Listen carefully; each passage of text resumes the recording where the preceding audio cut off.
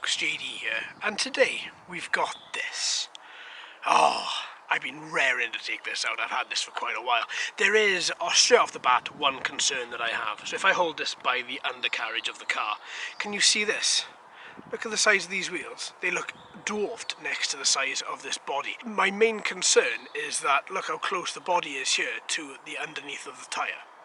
Now, obviously, for that, you're going to need to have quite a flat surface to use this car on. That's not what we've got today, so we're going to see exactly how this fares. Now, this car has a brushed motor. It's four-wheel drive. It's capable of going up to 30 kilometers an hour. It has a solid aluminium bottom, just to ensure that it is quite rigid and sturdy. And it has, more importantly, independent suspension. So yeah, I'm really looking forward to taking this out. WLToys makes some cracking remote control vehicles. I'm hoping this is going to be one as well. So, anything else to tell us about this? What I've done, I charged it for an hour and a half. Now, underneath the body here, just connected the battery. But what about the transmitter? Well, the transmitter is massive. As we've seen before with a lot of remote control cars, it's absolutely huge. So we have a steering wheel here, which is just surrounded by a little bit of rubber just to ensure that you don't lose your grip on the turns. You have your standard accelerator on the bottom here. We have a couple of trim buttons down the side, hopefully we won't have to use those. Obviously we have a little aerial now on the top. Look at that, little collapsible aerial. No telemetry screen or any other buttons with this particular transmitter, and 4 AA batteries go in the bottom. Oh yeah, there is one other button, the power button, right here on the side. So, with that, let's take her out.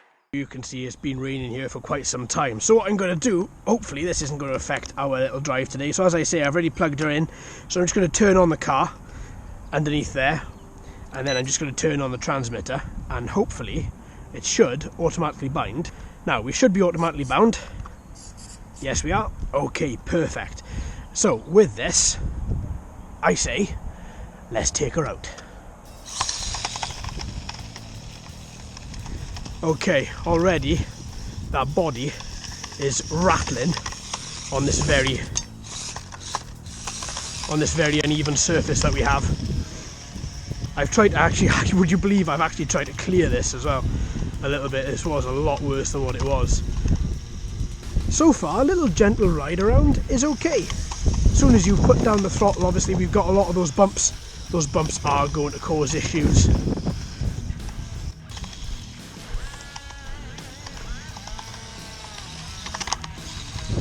So yeah, as I say, I think bigger wheeled vehicles down here, the smaller wheeled vehicles aren't going to be that useful when it comes to, although saying that, it's doing a very good job.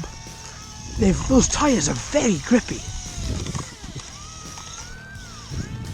And there's a little bit of punishment going on to this guy today.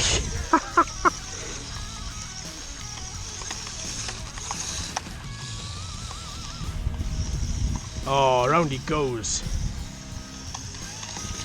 But I suppose if the independent steering servos as well as the motor can put up with this level of bumpiness, then this car has been made pretty damn well.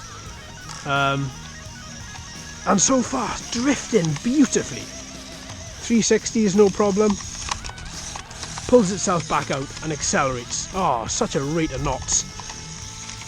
Well, no part of the motor has jiggled itself loose, so that's got to be a good sign.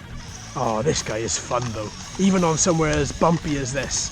And it is extremely bumpy. Sorry folks, I thought this was going to be a lot smoother a ride for this guy. So far, any sort of issues that we are having, the car is righting itself from crashing, which is good. This is quite a fun little guy. And it's remarkable. He's managing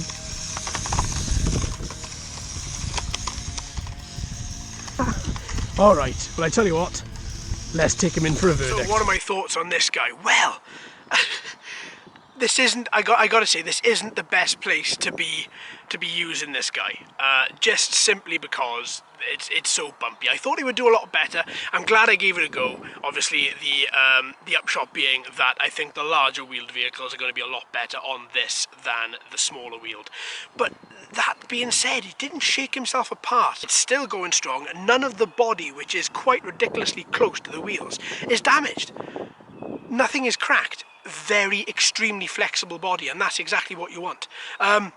Now, obviously, as we did have a lot of loose bits here, you saw it flipping itself over quite a few times, righting itself and then carrying on going. Again, no damage to the body whatsoever. Really, really nice looking car, which has really, apart from the underneath of it, look at the state of that, which which has really held itself really well. Now, obviously, I do have another place to use cars like this, which is a lot smoother, but I thought I'd change it up a little bit today. Now, all in all, I'm very, very happy with this guy because, honestly, he didn't shake himself to bits. He's got an independent steering servo, and I thought that would have been a little bit of damage. There would have been a bit of an issue there with it. Now, obviously, the four-wheel drive works perfectly. The suspension worked great, and this is a grippy car to the point where it actually astounds me that this guy grips as well as he does. All remote control cars grip as well as they do. So how about that motor? Well, a top speed of 30 kilometers an hour. Obviously, I did have the throttle flat out here, but we couldn't let that motor really wind up as fast as we wanted. But that being said, he is very nippy. So, question: would I recommend this guy? Yes, just from this particular environment, absolutely. If a car can put up with this much punishment and still work, then I'm extremely happy with it, and I am extremely happy with this guy. But what about that transmitter? Huge. But the same as we've seen with every other transmitter, it works flawlessly every single time. Steering, maneuver, forwards, backwards, range isn't a problem. Even weight with it being in your hand just isn't a problem. You don't notice it. It isn't that heavy, but it has got some really nice grips onto it as well, so you can hold it really, really well and really tight. I want a bit more of a telemetry screen. I don't just like this. I want a bit of information, signal, battery level, same as speed and things like that. I really would appreciate that on transmitters.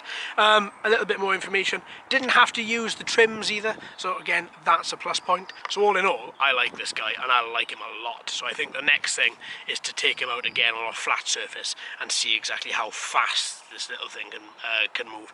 There we are, folks. So thanks ever so much for watching and listening. I've been JD. You've been fantastic as always. If you haven't already, please subscribe. Hello and welcome to all the new subscribers. I hope you're enjoying the channel. So until next time, my friends, happy racing.